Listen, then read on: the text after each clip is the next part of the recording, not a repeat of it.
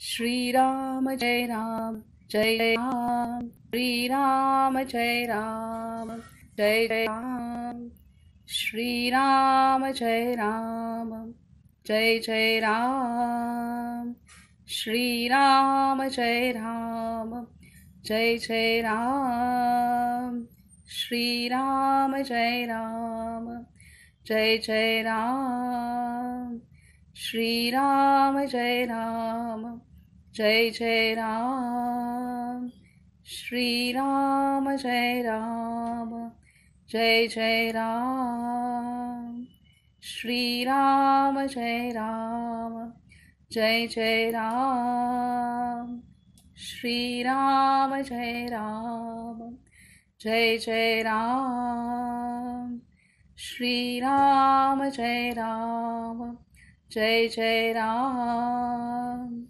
श्रीराम जय राम जय जय राम श्रीराम जय राम जय जय राम श्रीराम जय राम जय जय राम श्रीराम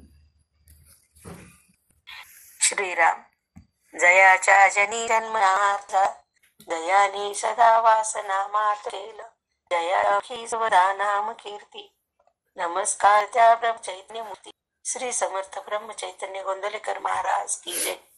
श्रीराम समर्थ. सर्वांना नमस्कार आणि नर्मदे हर नर्मदे हर नर्मदे हर. आज आपण पुढील प्रकरणात प्रवेश करणार आहोत. या प्रकरणात आपणाला महाराजांच्या शिकवणी, आता इथून पुढे महाराजांच्या शिकवणी सुरू होणार आहेत आणि खूप सुंदर रीतीने बाबा आपणाला त्या महाराजांच्या शिकवणी अगदी सूत्रबद्ध रीतीने बाबांनी जे संकलन केलेलं आहे प्रत्येक मुद्द्यांचं ते आपणाला शिकायला आता प्राप्त होणार आहे. तर आता आपण सुरुवात करूयात. देशकालार्थयुक्तानि हत्तापोपशमानि च हृत्तापोपशमानि च हरन्ति स्मरणतश्चित्तं गोविंदाभिहितानि मे.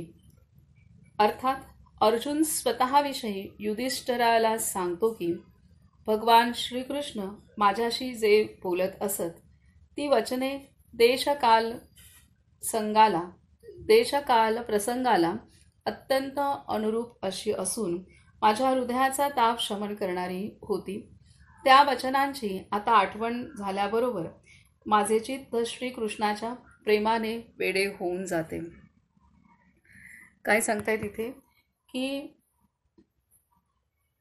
अर्जुन स्वतःविषयी युधिष्ठिराला सांगतो की भगवान श्रीकृष्ण माझ्याशी जे बोलत असत ती वचने देशकाल प्रसंगाला अत्यंत अनुरूप अशी असून माझ्या हृदयाचा ताप शमन करणारी होती. त्या वचनाची आता आठवण झाल्याबरोबर माझे चित्त श्रीकृष्णाच्या प्रेमे वेडे होऊन जाते. भगवद्गीता श्रीमद भागवतातील हा संदर्भ आहे. श्रीमद भागवत स्कंद 1 अध्याय 15.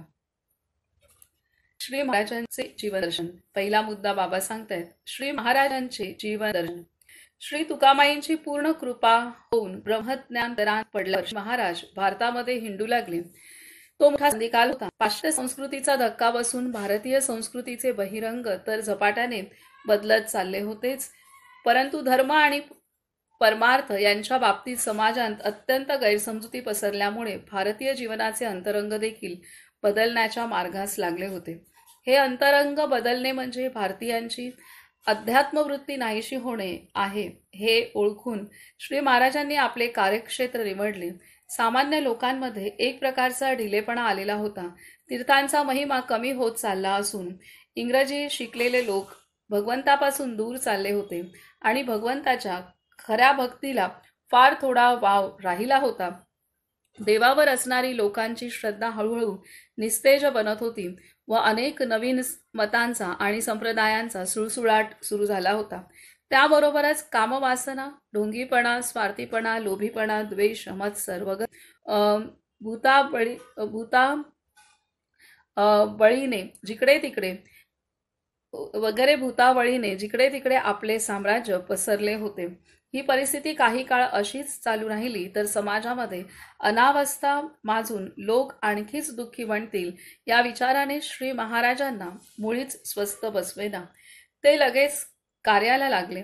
ज्या ज्या गावी ते जात त्या त्या गावी त्यांच्या व्यक्तिमत्वाचा प्रभाव पडून समाजाच्या भिन्न भिन्न थरांतील अनेक लोक त्यांना भेटण्यास येत. स्वतःकडे येणाऱ्या प्रत्येक माणसाला श्री महाराजांनी निस्वार्थी प्रेमाने जवळ केले आणि मोठे कष्ट घेऊन अध्यात्मात स्थिर केले. जीवनाकडे बघण्याची एक नवीन दृष्टी प्रत्येकाला देऊन त्यांनी त्यांचे कल्याण केले. श्री महाराजांनी आपल्याकडे येणाऱ्या प्रत्येक माणसाला खरी आध्यात्मिक उन्नती कशात आहे याचा उपदेश केला. प्रत्येकाने भगवंताची आराधना करणे फार आवश्यक आहे, पण देवाने पैसा पुष्कळ द्यावा किंवा मुलगा नसल्यास मुलगा द्यावा किंवा दुखणे असल्यास ते जावे किंवा शेतात पीक चांगले यावे किंवा शत्रूचा नाश व्हावा किंवा परीक्षा पास व्हावी किंवा मुलीचे लग्न व्हावे इत्यादी प्रापंचिक स्वार्थाकरिता देव बजावयाचा नसतो. अशा रीतीने काही श्रीमंत मध्यम वर्गांतील पुष्कळ सुशिक्षित आणि गरीब परिस्थितीतील असंख्य व्यक्तींना श्री महाराजांनी भगवंताच्या मार्गावर घातले. श्री महाराजांची बुद्धी मोठी सतेज, प्रतिभा अति जिवंत आणि अनुभवाची कक्षा फार विशाल असल्याने अद्वैत वेदांतच मोठ्या अभिनव पद्धतीने त्यांनी लोकांच्या गळी उतरविला. कर्तेपणाचा अभिमान पायाखाली तुडून अकर्तेपणाने कर्म करणारे श्री महाराज एखाद्या विद्वान आचार्यापेक्षा उपनिषदांतील स्वानुभवी ऋषीसारखे बोलताना त्यांचे शब्द सोपे दिसले तरी त्यामध्ये ब्रह्मानुभवाच्या नाना छटा सहज उमटायच्या. जीवनाचे हे दर्शन जसे त्यांच्या विचारांत व उच्चारांत आढळते तितकेच ते त्यांच्या आचारांत आढळते.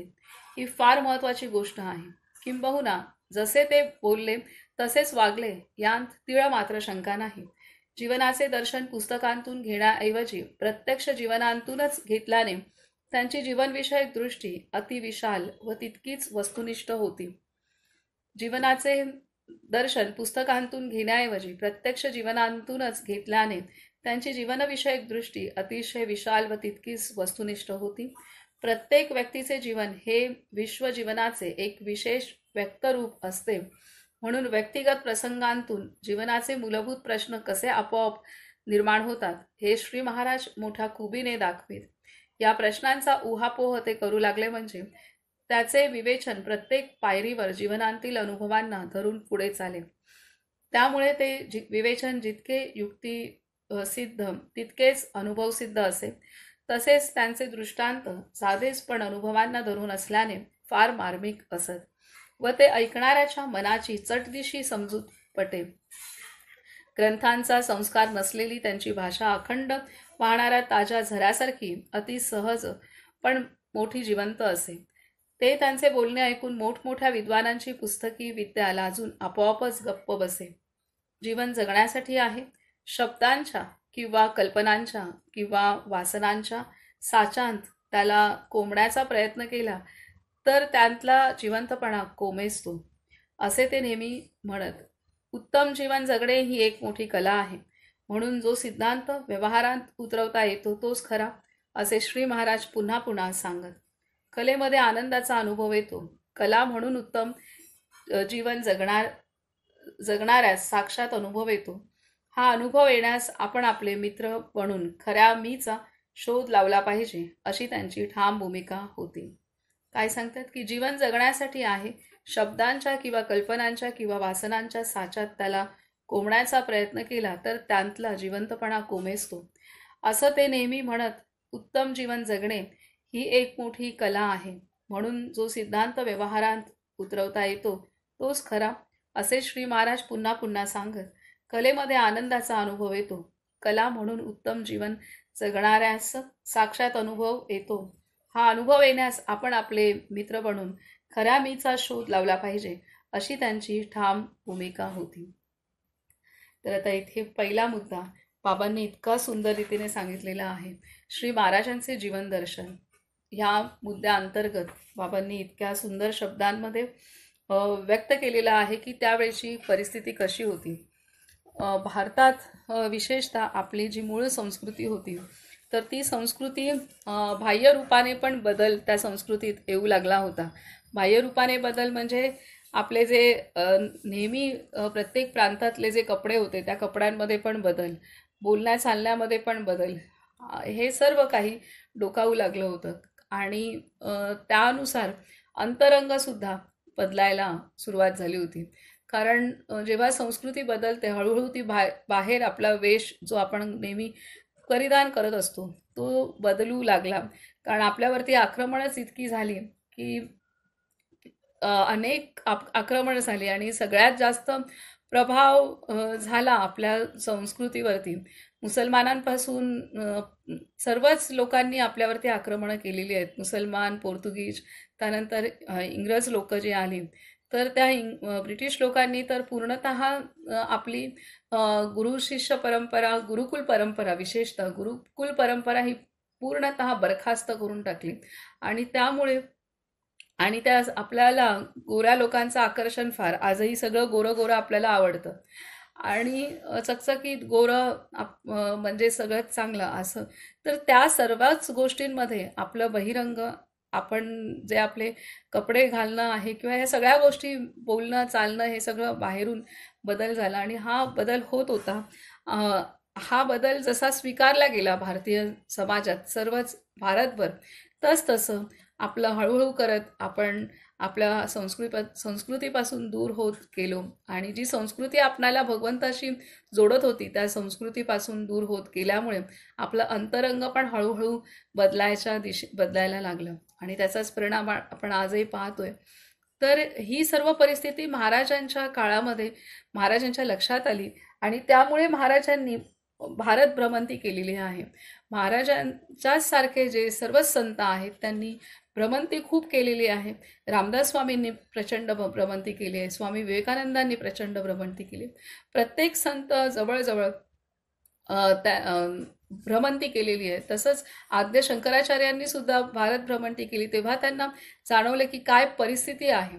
आद्य शंकराचार्यांचा टप्पा तर अत्यंत कठीण होता आणि शंकराचार्यांनी त्या टप्प्यामध्ये जे त्यांनी कार्य केलं त्यामुळे सनातन संस्कृती ही त्यावेळेला तिथं जिवंत राहिली.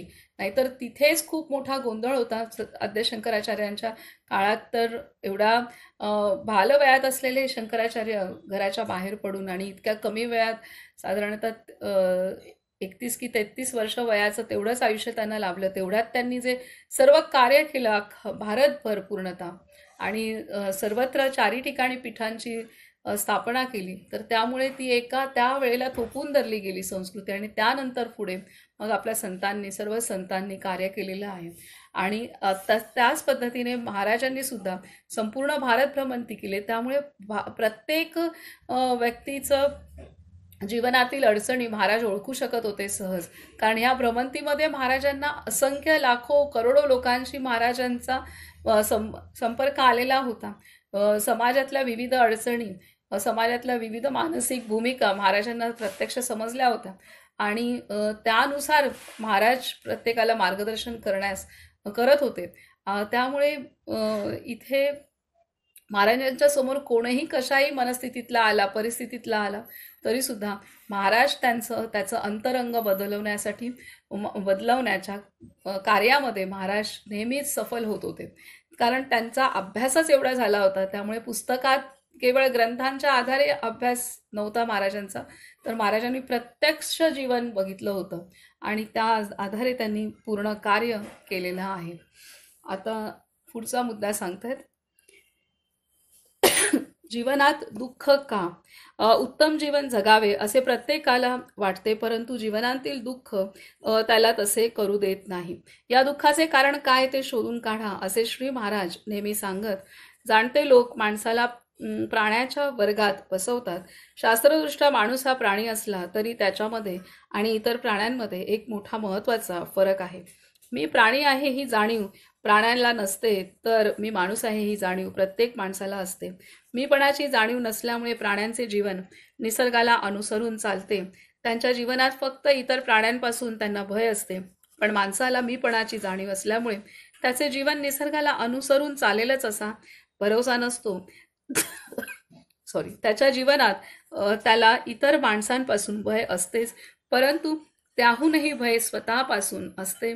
तो स्वतःचे शत्रुत्व करू लागतो.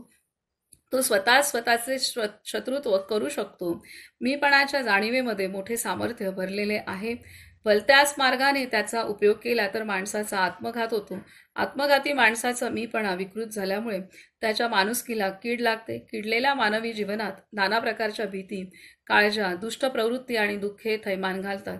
अर्थात अनेक भयांनी आणि दुष्ट प्रवृत्तीने भरलेले जीवन कुणालाही चैन पडू देत नाही.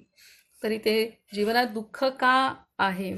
तर प्रत्येकाला प्रगती करावीशी वाटते, परंतु जीवनातील दुःख त्याला तसे करू देत नाही. तो त्याच्या दुःखाला सोडतच नाही, त्या दुःखाच्या भोवती स्वतःला कवटाळून बसतो आणि त्यामुळे त्याची खरी प्रगती किंवा खरा आनंद, त्याला सुख प्राप्त होऊ शकत नाही. आणि इथं ते तसं का होतं आहे हे बाबांनी खूप सुंदर रीतीने सांगितलेलं आहे.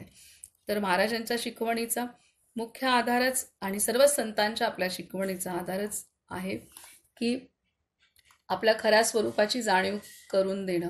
आणि इथेच खूप सांगितलंय की मानवसुद्धा हा 2 पायांचा प्राणीच आहे आणि ज्याला ही जाणीव असते की मी माणूस आहे, आणि प्राण्यांना जाणीव नसते आणि त्यामुळे निसर्गाने जे नियम आखून दिलेले असतात त्यानुसार प्राणी कुठल्याही स्वातंत्र्याशिवाय त्याच नियमानुसार वागतात आणि त्यांचं जीवन संपतं. परंतु मानवाला जाणीव असल्यामुळे माणूस निसर्गापासून दूर जातो आणि आपल्या मीपणाला घट्ट धरून तो त्या मीपणात अडकतो आणि तिथेच दुःखाला कारण होतो आणि आयुष्यभर त्या दुःखामध्येच खितपत पडतो आणि त्या दुःखालाच फुलवण्याचं तो काम करतो. हे इथे सांगितलेलं आहे खूप चांगल्या रीतीने. पुढे आपण वाचूयात पुढचा मुद्दा.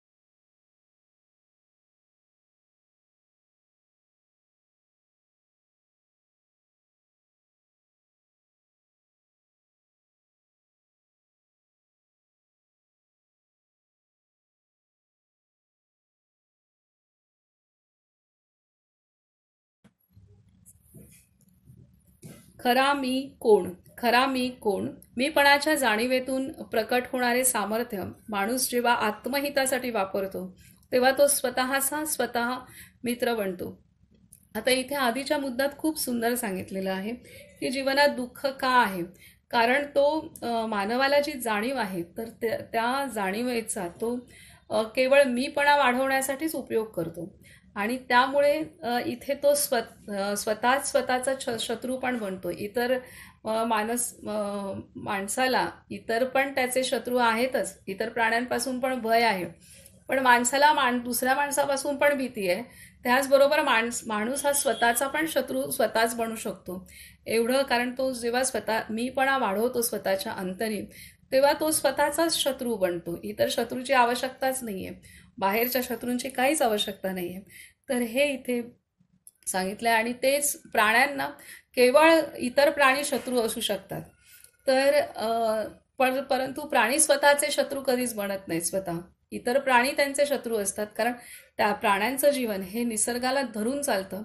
त्यांना जाणीव नसते की मी प्राणी आहे. त्यांना बुद्धी, त्यांचं मन इतकं विकसित नसतं. त्यामुळे ते निसर्गाने जे आखून दिलंय त्यानुसार ते शांतपणे जे आखून दिलंय त्यानुसार त्यांचं जीवन चालतं, कारण त्यांना दुसरं काही जगायचं हे माहितीच नाहीये. परंतु माणसाला बुद्धी दिल्यामुळे तो त्याचं सर्व त्या बुद्धीचा दुरुपयोग करतो किंवा मीपणातच ती बुद्धी लावतो. तर त्यावेळेला तो त्याचा आत्मघात करतो. म्हणून इथे सांगतायत आता की तिसरा मुद्दा आहे की खरा मी कोण?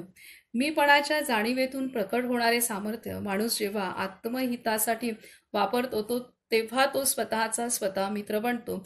मीपणाचे सामर्थ्य माणसाच्या बुद्धीमध्ये राहते. माणूस म्हणजे शरीर, मन व आत्मा यांचा संगम होय. माणसाची बुद्धी एखाद्या दुधारी शस्त्रासारखी काम करते. तिचे तोंड आत्म्याकडे वळवून ती आत्महितासाठी वापरली तर माणसाला आत्मसुख भोगायला मिळते, अर्थात माणूस देव बनतो. उलट तिचे तोंड देहाकडे वळवून ती देहहितासाठी वापरली तर माणसाला देहसुख भोगायला मिळते, पण त्यामुळे माणूस वृत्तीने दैत्य बनतो. आत्म्याला मी समजून चालणारी ती आत्मबुद्धी व तर देहाला मी समजून चालणारी ती देहबुद्धी. मानवी जीवनात जे जे पवित्र, मंगल, दिव्य, सुंदर, निस्वार्थी, शाश्वत व ज्ञानमय आहे ते सगळे आत्मबुद्धीतून प्रकट होते. याच्या उलट मानवी जीवनात जे जे अपवित्र, अमंगल, क्षुद्र, तुच्छ, कुरूप, स्वार्थी, तात्पुरते आणि अज्ञानमय आहे ते सगळे देहबुद्धीतून जन्म पावते. देहबुद्धीतून आत्मबुद्धीकडे जाण्याच्या मार्गाला परमार्थ म्हणतात. प्रत्येकाच्या हृदयात राहणारा आत्मा हाच खरा देव आहे. देहाचा विसर पडला की देहाला देवपण येतो. देहाचा विसर पडला की देहाला देवपणा येतो. देहाला देवपणाचा विसर पडला की आनंद अंतर्धान पावतो आणि जीवनातील समतोलपणा भंगल्याने दुःखाचे साम्राज्य सुरू होते. खरा मीच समजून घेण्याची क्षमता भगवंताने केवळ आणि केवळ मानवाला दिलेली आहे, परंतु तो त्या क्षमतेचा वापरच करत नाही आणि त्यामुळे तो खोट्या मी भोवतीच अडकलेला आहे. जेव्हा खरा मी आपली बुद्धी जाणते आणि तिचा निश्चय पक्का होतो, तेव्हा ती बुद्धी आत्म्याकडे लावली जाते आणि ती आत्मबुद्धी होते आणि तेव्हा त्याला खरं सुख, शांती, समाधान त्याला प्राप्त होऊ शकतं. आणि तीच जर बुद्धी आपण देहाकडे लावली तर ती देहबुद्धी होईल आणि ती पूर्णतः दुःखाला कारण आहे. आणि अशी ही आपली बुद्धी जन्मोजन्मी देहाकडेच लागलेली आहे आणि अशा या देहाकडे लागलेल्या बुद्धीला आत्म्याकडे लावणं म्हणजेच परमार्थ आहे. ह्यालाच अध्यात्म असं म्हणतात, ह्यालाच परमार्थ असं म्हणतात. किती सुंदर व्याख्या इथे बाबांनी आपणाला दिलेली आहे. आता पुढचं आहे असमाधानाचे मूळ. चौथा मुद्दा आहे असमाधानाचे मूळ. माणसाचे जीवन स्वस्थ व सुखी होण्यास त्याचा आत्मा, त्याचे मन व त्याचे शरीर ही तिन्ही तृप्त असावी लागतात. माणसाच्या जीवनात शरीर सुखाला महत्त्व आहे, यात शंका नाही, पण त्यापेक्षा स्वस्थ, शांत व समाधानी मनाला अधिक महत्त्व आहे. माणसाची सुधारणा म्हणजे त्याच्या अंतरंगाची सुधारणा होय. अंतरंगाची सुधारणा करण्यास नुसत्या बुद्धीची वाढ करून भागत नाही, त्यासाठी त्याची वासना सुधारून त्याची मनोवृत्ती निर्मळ व्हावी लागते. जेथे वासना प्रबळ तेथे स्वार्थ बळावतो व जेथे स्वार्थ जोरावतो तेथे स्वतःच्या सुखापलीकडे काही दिसत नाही. अत्यंत स्वार्थीपणा सर्व असमाधानाचे मूळ आहे. अंतःकरणाच्या स्वस्थतेला समाधान म्हणतात. वास्तविक प्रत्येक माणूस या ना त्या मार्गाने समाधानच शोधित असतो, पण ईश्वरावांसून अन्य ठिकाणी ते मिळत नाही हे त्याच्या लक्षात येत नाही. अडाणी माणसाचे जाऊ द्या, पण चांगल्या विद्वान लोकांच्या देखील लक्षात येत नाही. हे विलक्षण आहे. प्रपंच कोणाला सुटत नाही व तो सोडण्याचा आग्रह फायद्याचा ठरत नाही. सुखदुःखाचे हेलकावे देणे हा प्रपंचाचा मूळ स्वभाव असल्याने त्याच्या आहारी जाणाऱ्या माणसाला प्रापंचिक यश मिळून सुद्धा जीवनाच्या अखेरपर्यंत समाधान मिळत नाही. आपल्या खऱ्या स्वरूपाचा विसर पडणे म्हणजेच भगवंताचा विसर पडणे हे सर्व असमाधानाचे मूळ आहे. आपल्या खऱ्या स्वरूपाचा विसर पडणे म्हणजेच भगवंताचा विसर पडणे हे सर्व असमाधानाचे मूळ आहे, असे श्री महाराजांचे अनुभवाने सिद्ध झालेले स्पष्ट मत आहे. तर आता इथे असमाधानाचं मूळ काय आहे? एकतर आपण कोण आहोत हे माणूस पूर्णतः विसरून गेलेला आहे. त्याची बुद्धी ही भ्रष्ट झालेली आहे, त्याची बुद्धी मलिन झालेली आहे. त्याच्यामुळे तो केवळ स्वतःला देह आहे एवढंच समजतो आणि त्यामुळे तसं समजल्यामुळे इथे महत्त्वाचं आहे की त्याची बुद्धी स्वच्छ झाली पाहिजे, त्याला ज्ञान झालं पाहिजे. आणि ज्ञान केवळ ज्ञान होऊन पण चालणार नाही, तर त्या ज्ञानाबरोबर अंतरी असलेल्या वासनांचा क्षय सुद्धा झाला पाहिजे.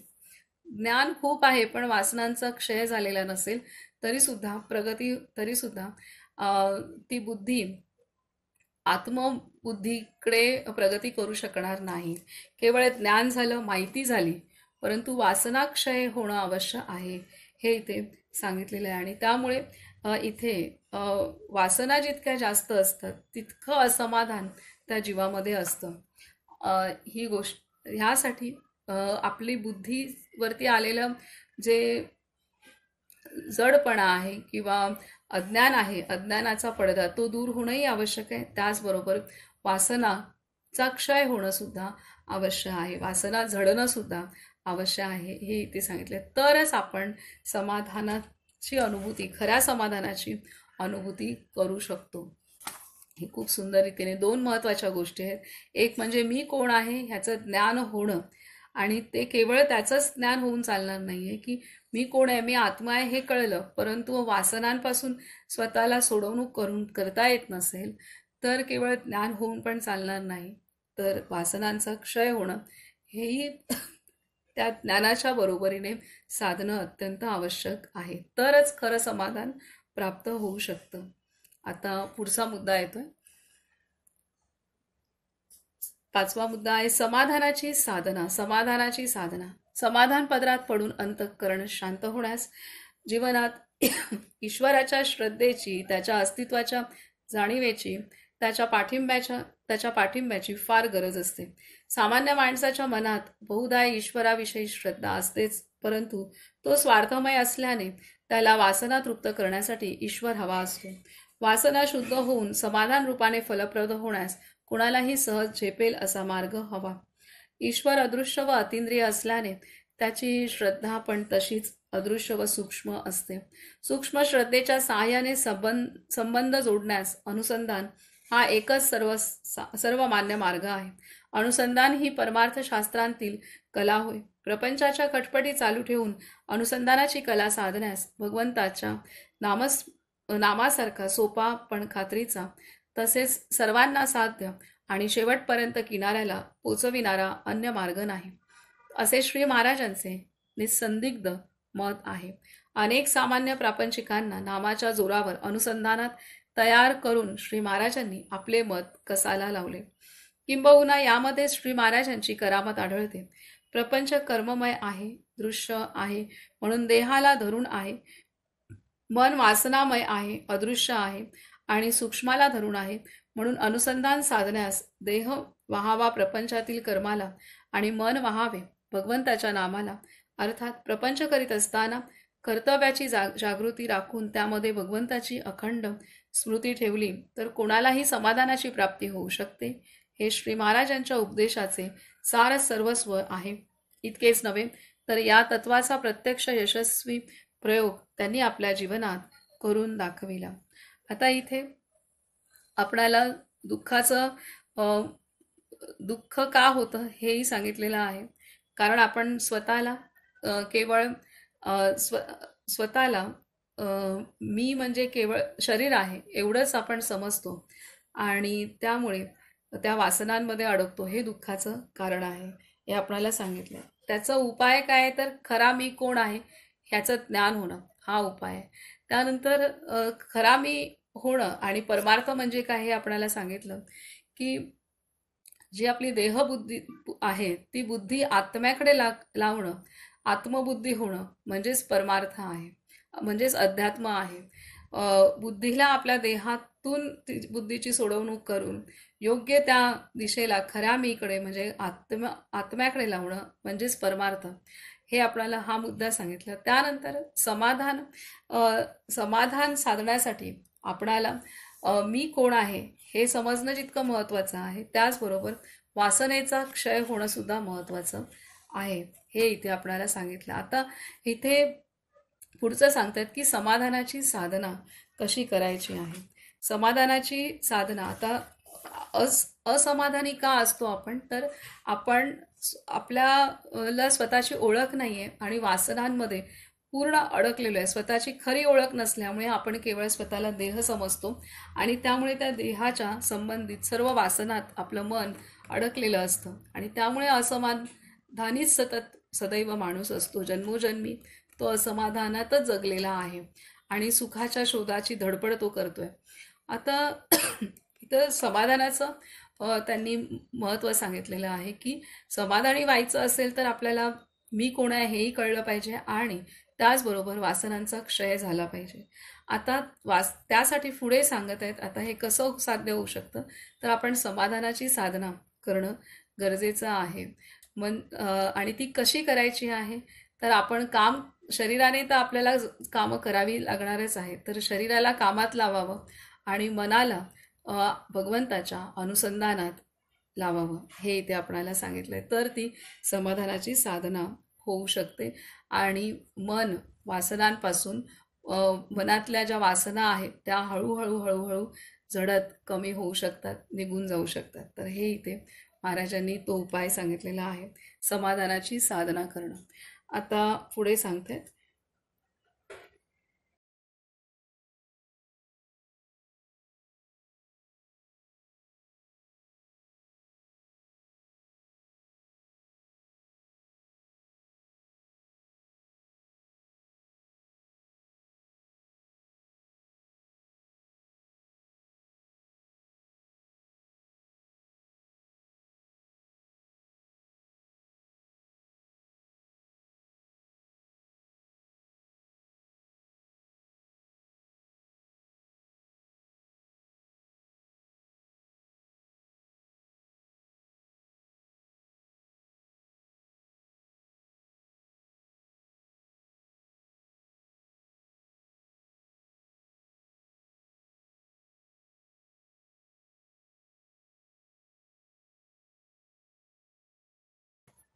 पुढचं आहे समाज जीवन. व्यक्तीचे जीवन सामाजिक जीवनापासून वेगळे काढता येत नाही. जीवनाला विविध अंगे आहेत हे खरे, पण समग्र जीवन एकसंध असल्याने त्या अंगांना वेगळे काढून जीवनाचे तुकडे पाडता येत नाहीत, असे श्री महाराजांचे स्पष्ट सांगणे आहे. सामाजिक जीवन सुखी, समाधानी व प्रगतीपर राहण्यास समाज जीवनाची विविध अंगे समतोल, निरोगी आणि जिवंत असावी लागतात. सामाजिक जीवनात राजकारण, अर्थकारण, युद्धकारण, समाजकारण इत्यादी अंगांना महत्त्व आहे, यात शंका नाही. परंतु त्या सर्वांपेक्षा नीती व धर्म यांना अधिक महत्त्व आहे. अन्न वस्त्र आसरा आणि कामवासना या मूलभूत गरजा भागवल्या वाचून माणूस नीट जगू शकत नाही. हे जरी खरे असले तरी सदाचरण आणि ईश्वरावर श्रद्धा या दोन मूल्यांवाचून मानवी जीवनाला पूर्णता येत नाही. समाज जीवनाचे बाह्यांग सुधारण्यास यंत्रांनी मदत केली हे कोणी नाकबूल करीत नाही, परंतु समाज जीवनाचे अंतरंग सुधारण्यास त्याचा उपयोग होत नाही. ज्ञान संपादन करणे हा बुद्धीचा स्वभाव धर्म आहे. आत्म्याकडे म्हणजे देवाकडे पाठ फिरून देहाला सर्वस्व मानणारी बुद्धी त्याला सुख देणाऱ्या जगाचे ज्ञान करून घेण्यात मग्न होते. त्यामुळे शरीराला अमाप सुख देण्याची सोय होते हे खरे, पण मानवी जीवनाचा केंद्रबिंदू जो आत्मा तो मात्र उपेक्षित राहतो. म्हणून देहाची मोठी सोय होऊन देखील समाजातील माणसांचे अंतरंग सुधारत नाही. ज्या समाजात प्रत्येक जण स्वतःच्या सुखासाठी धडपडतो तेथे अस्वस्थतेचे व संघर्षाचे साम्राज्य असते. ही अस्वस्थता नाहीशी होऊन एकंदर मानवी जीवन शांत व आनंदमय बनण्यास माणसाची दृष्टी आत वळली पाहिजे, अंतर्मुख झाली पाहिजे. ती तशी वळण्यास भगवंताच्या नामासारखा दुसरा उपाय नाही. इथे आता पुन्हा समाज जीवन, जी आता सर्व भौतिक प्रगती झालेली आहे, त्यातून जे सुख मिळतं तर ते सुख देहापुरतं आहे आणि त्यातच माणूस अडकलेला आहे. जास्तीत जास्त सुख कसं मिळेल ह्यामध्येच तो माणूस अडकला आहे आणि त्यामुळे त्याच्यासाठी तो बाह्य ज्ञान भरपूर घेत आहे आणि सुख प्राप्त करून घेत आहे. परंतु ह्या सुखाच्या आणि बाह्य ज्ञानाच्या धडपडीत आत्मज्ञान प्राप्त करण्यासाठी त्याच्याकडे वेळसुद्धा नाही किंवा ते प्राप्त करायला पाहिजे ही जाणीवही नाही आहे.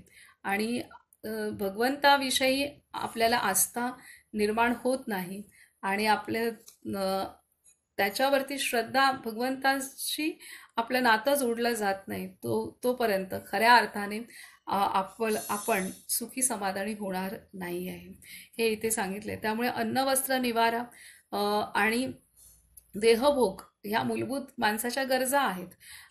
किंवा त्याला योग्य प्रमाणात पुरवणं आवश्यक आहे. परंतु ह्याच गरजांच्या मागे माणूस लागून तो आपल्या मूलभूत जे आपलं खरं अंतरंग समाधानी असायला पाहिजे, ती खरी गरज आहे माणसाची, त्यापासून तो दूर झालेला आहे. आणि अंतरंग समाधानी भगवंताशी नातं जोडल्यानंतरच होऊ शकतं, हे इथे आपणाला बाबा महाराज सांगत आहेत. आता पुढचा मुद्दा आहे की प्रपंचात परमार्थ करण्याची युक्ती. प्रपंच स्वतः वाईट नाही, तर ज्या आकुंचित दृष्टीने आपण तो करतो तिने तो दुःखमय होतो. जितका आकुंचितपणा जास्त तितके दुःखही अधिक पदरात पडते. या आकुंचितपणालाच ममत्व, माझेपण किंवा आसक्ती असे म्हणतात. आसक्तीचे केंद्र म्हणजे आपला देह असतो. देहावरील प्रेम कमी करण्यास भगवंतावर प्रेम करावे लागते. मानवी जीवन म्हटले की त्यामध्ये आरोग्य आणि आजार, सुदैव आणि दुर्दैव, सज्जन आणि दुर्जन, चांगले आणि वाईट, बरोबर आणि चूक, उच्च आणि नीच, दिव्य आणि क्षुद्र, पवित्र आणि अपवित्र या सर्व गोष्टी अनुभवास यायच्याच. या सगळ्यांना भगवंताच्या इच्छेची पार्श्वभूमी दिली की सर्व शुभाशुभ प्रसंगात मनाचा समतोलपणा टिकतो. इतकेच नव्हे तर जीवनात विश्वाला व्यापणाऱ्या विशाल जीवनाचे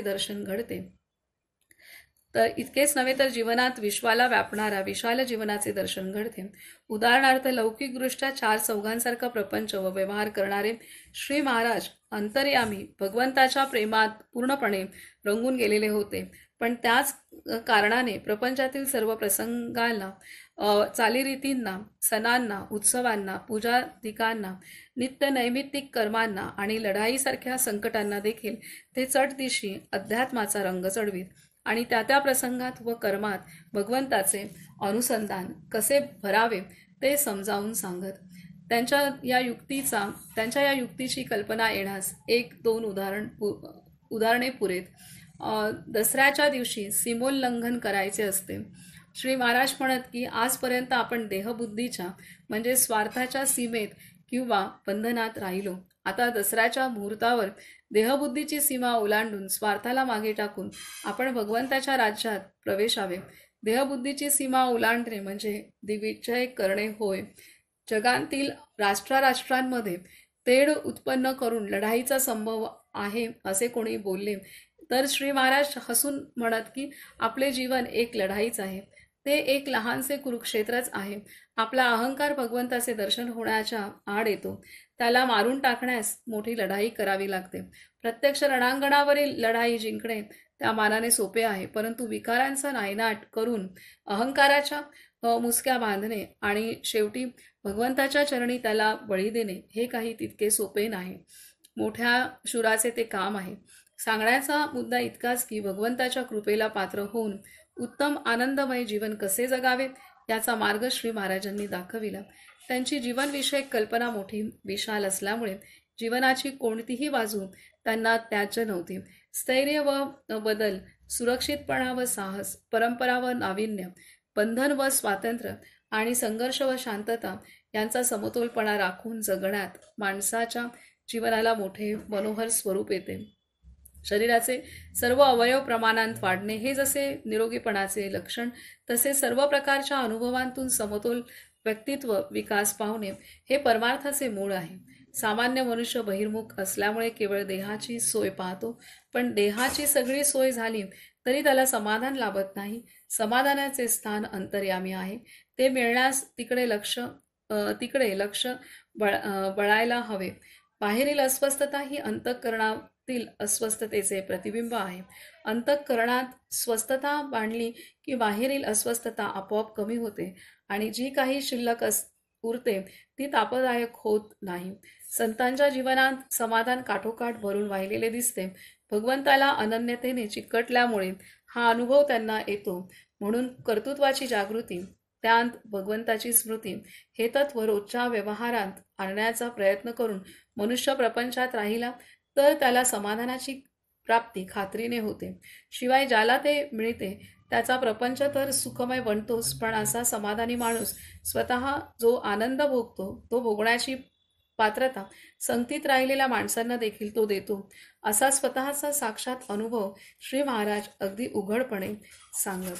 तर इथे प्रपंचात परमार्थ करण्याची युक्ती, प्रपंचातील ती युक्ती म्हणजेच भगवंताच्या अनुसंधानात आपण प्रत्येक कर्म करणं, आणि तसं केलं तरच आपली जी वृत्ती संकुचित मी भोवती आहे सतत, तर ती वृत्ती आपली व्यापक होऊ शकते.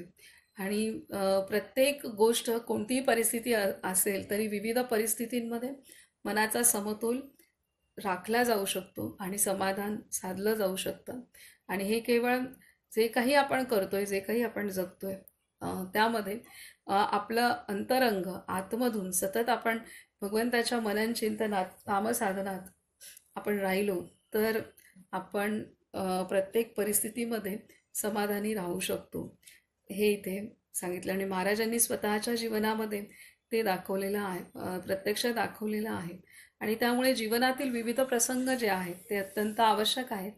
त्या प्रसंगातूनच माणूस मजबूत बनू शकतो, सत्याच्या जवळ जाऊ शकतो. जे काही प्रसंग आहेत तर ते प्रसंग हे अत्यंत आवश्यकच आहेत प्रगतीसाठी. तर या पद्धतीने इथे बाबांनी खूप सुंदर रीतीने वर्णन सर्व केलेलं आहे. पुढे सांगतायत की श्री महाराजांचे तत्वज्ञान, श्री महाराजांचे तत्वज्ञान. साक्षात्कारी जीवनाच्या विविध अंगांचे विवेचन करताना श्री महाराज श्री महाराज आपली तात्विक भूमिका कधीही विसरत नसत. तात्विकदृष्ट्या त्यांचा अनुभव असा होता की शुद्ध परमात्म वस्तू सगुण व निर्गुण दोन्हींच्या पलीकडे आहे. सगुणाला उपाधीची मर्यादा असते तर निर्गुणाला ती नसते. मर्यादा व अमर्यादा या दोन्हीचा लोप होऊन जे उरते ते शुद्ध ब्रह्म होय. ते अनिर्वचनीय म्हणजे सर्व मानवी कल्पनांच्या पलीकडे आहे.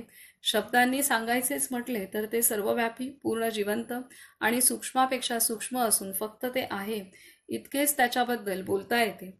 ईश्वर आणि भगवंत हा सगुणांचा राजा असून स्वानंद हा त्याचा प्रधान गुण आहे. आनंद सुद्धा उपाधीच असल्याने तो जिरून केवळ समाधान उरते ते पूर्ण स्वरूप होय. आनंदातून सर्व विश्व आपोआप बाहेर येते, अनंत रूपांनी नटते व पुन्हा आनंदातच जिरते. ईश्वर एकटा खरा करता, कारण तो चिन्मय आहे, जाणीव रूप आहे, तरी तो करता असून अकर्ता राहतो. आपण निर्माण केलेल्या सृष्टीत ईश्वर अंतर्यामी रूपाने भरून वावरतो, सर्व घटना घडवून आणतो, तरी पण त्याची अलिप्तता मलिन होत नाही. आनंदाने भरलेला ईश्वर माया नावाच्या विलक्षण शक्तीने विश्वाचा व्यवहार करतो. त्याला विसरले की माया छळू लागते, पण स्मरले की तीच भक्तीला मदत करते. भगवंता वाचून सर्व काही ते मायेचे क्षेत्र होय. दृश्य वस्तू करते पण आसक्ती व विकार ही तिची दृश्य फले आहेत. भगवंता वाचून सर्व काही ते मायेचे क्षेत्र होय. दृश्य वस्तू करते पण आसक्ती व ही तिची दृश्य फले आहेत. जीव खरा ईश्वर रूपच, पण ईश्वराला विसरला की तो मायेने झपाटून दीन बनतो. अर्थात भगवंताच्या भक्तीने त्याची कृपा होऊन तो मायेतून सुटतो. सृष्टी त्रिगुणात्मक आहे, पंचभूतांची बनलेली आहे. ओंकारातून म्हणजे नाद ब्रह्मातून तिची उत्पत्ती झाली. ओंकार म्हणजेच नाम होय. नाम सगुण व निर्गुणाच्या संधीवर वास करते. नाम हे सामान्य सूक्ष्म रूपाने अदृश्य, तर रूप हे विशेष व दृश्य रूपाने स्थूल आहे. अनेक रूपांनी रूपांना एकच नाम व्यापून असते. तसे ही सर्व सृष्टी एका महासामान्यात वास करते. संत त्यालाच नाम म्हणतात. भगवंता निराळे अवतार नामाचेच प्रकट रूप होय. ज्यावेळी जेवढी अशक्त जसे रूप अवश्य असते तेवढे येऊन नाम अवतते व कार्य करून पुन्हा मुळात लीन पावते. प्रपंच अगदी खोटा नाही, पण अगदी खरा देखील नाही. तो मूळ स्वरूपाची सावली आहे. वासनेमुळे त्याला खतपाणी मिळते. नामाच्या योगाने वासनेत गुरफटलेला जीव बाजूला सरतो. नामस्मरण म्हणजे मी भगवंताचा आहे ही अखंड जाणीव ही मनात ठेवायची असते. आपल्या मनात प्रचंड शक्ती भरलेली आहे, ती वाया घालवू नये. भीती, काळजी, द्वेष व मत्सर यांनी ती वाया जाते. नामस्मरणाने ती साचते. सद्गुरूंच्या शब्दांवर विश्वास ठेवून श्रद्धेने व प्रेमाने नाम घ्यावे. त्यातून भगवंताला शरण जाण्याची बुद्धी आपोआप निर्माण होते. परमार्थात आपोआप वाढ होते. कोणाचेही मन न दुखावता जो सर्वांशी प्रेमाने वागतो आणि त्यात नामाचे अनुसंधान सांभाळतो, त्याचे अंतःकरण लवकर शुद्ध होऊन त्याला आनंदाचा साक्षात्कार होतो. काय सांगतायत की वाच खूप सुंदर सांगितलं की वासनेमुळे जीवाला वासनेमुळे त्याला खत पाणी मिळते. इथे काय सांगतायत की भगवंताचे निरनिराळे अवतार नामाचेच प्रकट रूप होय. ज्यावेळी जेवढी शक्ती व जसे रूप अवश्य असते तेवढे घेऊन नाम अवतरते व नियोजित कार्य करून पुन्हा मुळात लीन पावते. प्रपंच अगदी खोटा नाही, पण अगदी खरं देखील नाही. तो मूळ स्वरूपाचीच सावली आहे. वासनेमुळे त्याला खतपाणी मिळते. नामाच्या योगाने वासनेत गुरफटलेला जीव बाजूला सरतो. नामस्मरण म्हणजे मी भगवंताचा आहे ही अखंड जाणीव ही मनास ठेवायची असते. आपल्या मनात प्रचंड शक्ती भरलेली आहे. ती वाया घालवू नये. भीती, काळजी, द्वेष, मत्सर यांनी ती वाया जाते. नामस्मरणाने ती साठते. सद्गुरूंच्या शब्दांवर विश्वास ठेवून श्रद्धेने व प्रेमाने नाम घ्यावे. त्यातून भगवंताला शरण जाण्याची बुद्धी आपोआप निर्माण होते. परमार्थात आपोआप वाढ होते. कोणाचेही मन न दुखावता जो सर्वांशी प्रेमाने वागतो आणि त्यात नामाचे अनुसंधान सांभाळतो, त्याचे अंतःकरण लवकर शुद्ध होऊन त्याला आनंदाचा साक्षात्कार होतो. खूप सुंदर रीतीने सर्व इथे वर्णन केलेलं आहे. हे पुन्हा पुन्हा ऐकलं वाचलं की त्याचं आणि हा सारूरूपात हे याचं सविस्तर मार्गदर्शन आपल्याला आधी केलेलंच आहे.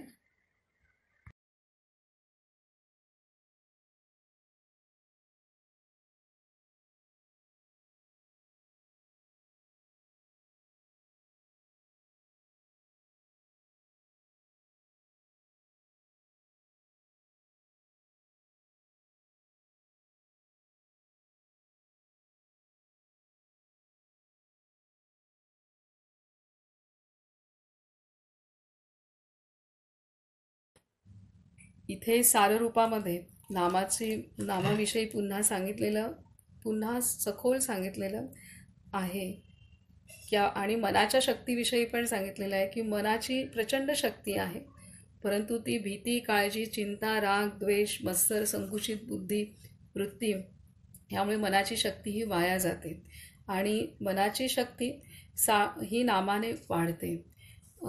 ही आहे नामस्मरणाने शक्ती वाढते.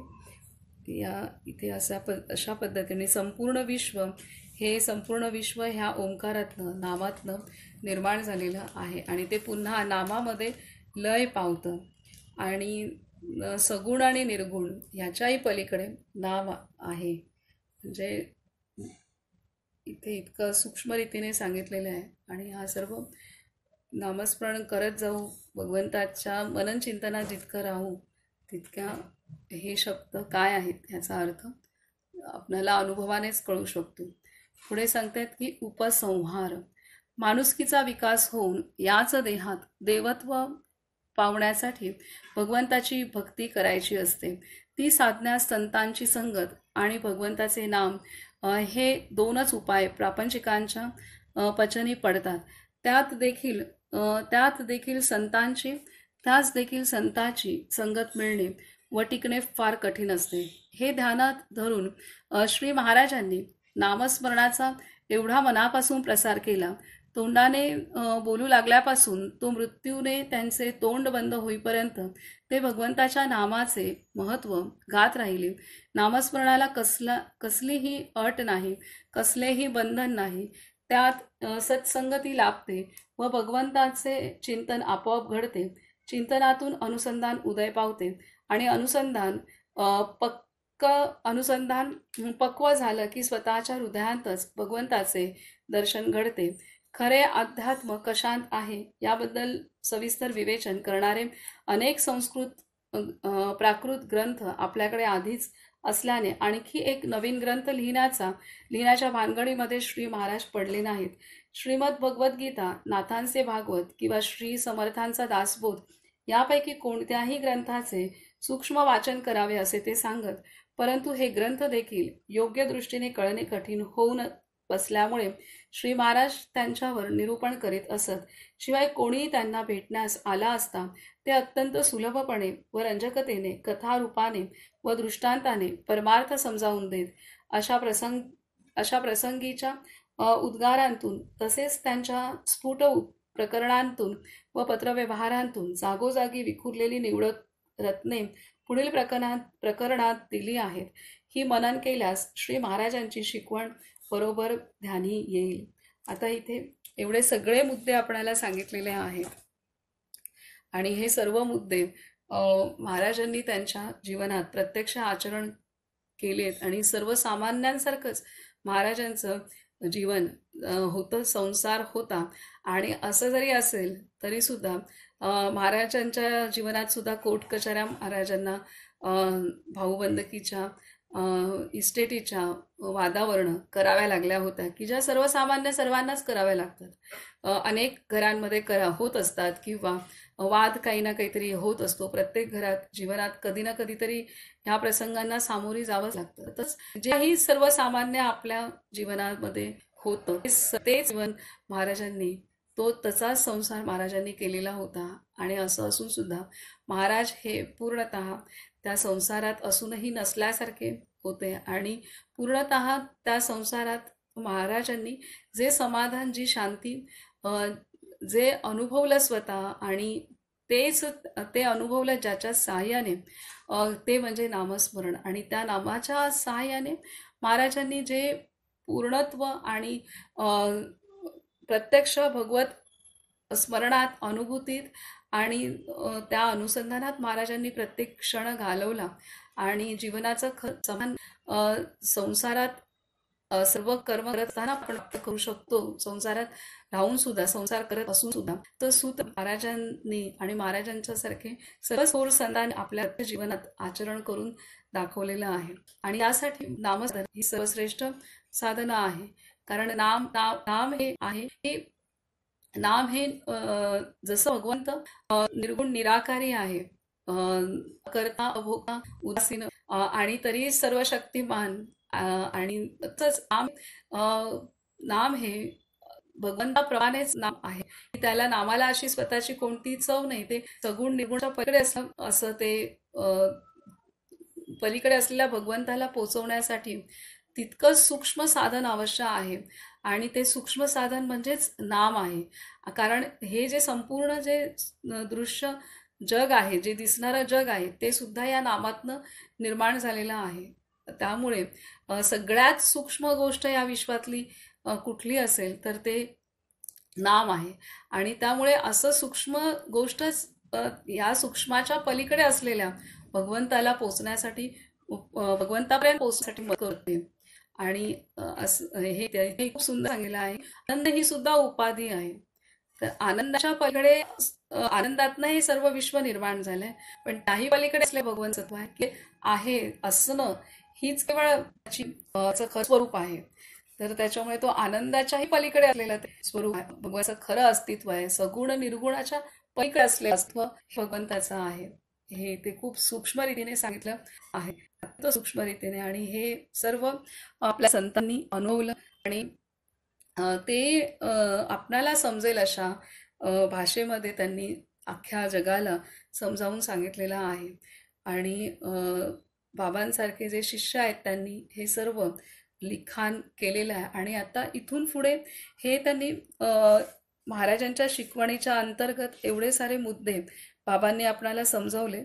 आणि आता पुढील प्रकरणामध्ये, प्रकरण 18 ह्यामध्ये महाराजांनी जे उच्चारण केलेले वाक्य आहेत त्या वाक्यांचा अभ्यास पुढील प्रकरणात येईल. आणि त्यामध्ये सुद्धा बाबांनी असं केलेलं आहे की जी वाक्य महाराजांनी ज्या एखाद्या मुद्द्यासाठी उच्चारण केलेत त्या सर्व वाक्यांना एकत्रित केलेत.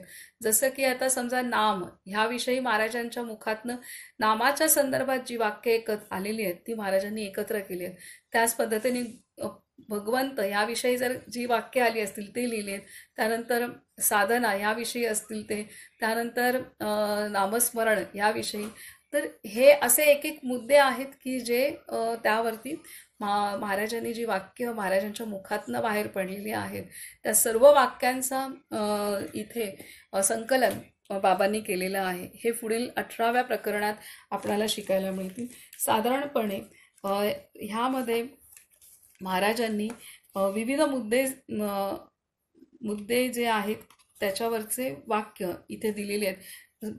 साधारणतः 35 असे मुद्दे आहेत की ज्याविषयी बाबांनी ते बाजूला केलेले आहेत आणि त्याविषयी महाराजांची वाक्य आपल्याला ऐकायला आणि शिकायला मिळणार आहेत. म्हणजे महाराजांनी संबंध आयुष्यभरात जी वाक्य उच्चारण केली आहेत त्या सर्वांचं इथे त्यांनी संकलन केलेलं आहे. तर हे आपल्याला पुढील प्रकरणात प्रकरण 18 त्यामध्ये बोधवचन प्रकरणाचं नाव आहे त्यामध्ये आपल्याला शिकायला मिळेल. तर आता हे प्रकरण जे आहे ते 410 ते 572 म्हणजे साधारणतः 160 पानांचं आहे. तर हे झाल्यानंतर फार थोडं नंतर 100 पानांचं एक उरतं आहे. तर ह्याचा अभ्यास आपण उद्यापासून करूयात. इथे आपण थांबूयात.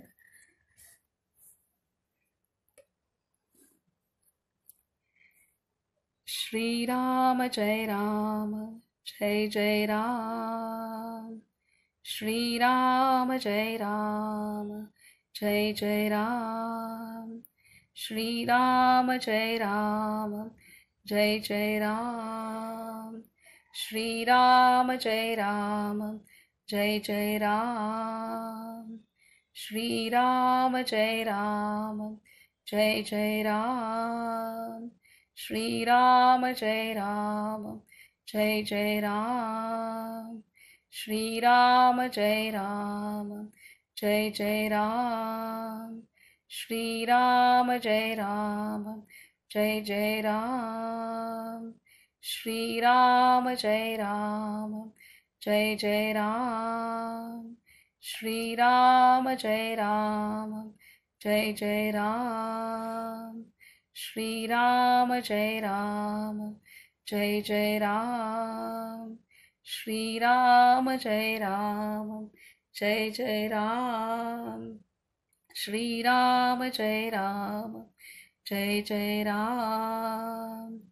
श्रीराम. राजाधिराज सद्गुरुनाथ श्री ब्रह्मचैतन्य गोंदवलेकर महाराज की जय.